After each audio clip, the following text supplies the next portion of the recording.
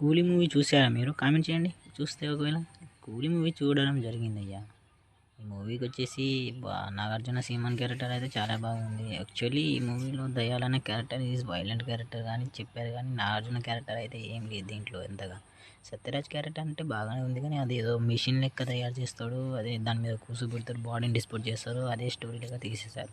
ఈ movie friendship కోసం, ఆ కూలీల కోసం ఏం అర్థం కాదు. అమీర్ ఖాన్ ఎందుకు వస్తాడో అర్థం కాదు, రజనీకాంత్ ఏం చేస్తాడో అతనికి అర్థం కాదు, లోకేష్ కనగరాజ్ మార్క్ లేదండి ఈ మూవీలో. నేను చూసే వరకే లోకేష్ కనుక మార్క్ లేదు. ఎందుకంటే ఈ రజనీకాంత్ ఇలా చూపెట్టడం ఏంటంటే కూలీల కోసం చేస్తాడా, లేకుంటే ఫ్రెండ్ కోసం చేస్తాడా, లేకుంటే ప్రీతి గుండె కోసం చేస్తాడా? లోకేష్ మార్కే లేదండి మూవీలో. మూవీ చూస్తే ఉపేంద్ర గారు ఒక రూమ్లో ఉంటాడు, 114 రూమ్లో ఉంటాడు. ఆ రూమ్లో ఏం చేస్తాడో ఏం తెలియదు. కూలీలను 18 మంది కూలీలను బతికేస్తాడు. అమీర్ ఖాన్ ఎందుకు వస్తాడు పోయి ఆ గన్నులు దింపుకొని? నాకది ఇంకా అర్థం కాదు. మూవీ విషయానికి వస్తే రజనీకాంత్ ఒకటే నాకు బాగా నచ్చింది. దాంట్లో రజనీకాంత్ ఓన్లీ వన్ పర్ఫార్మెన్స్,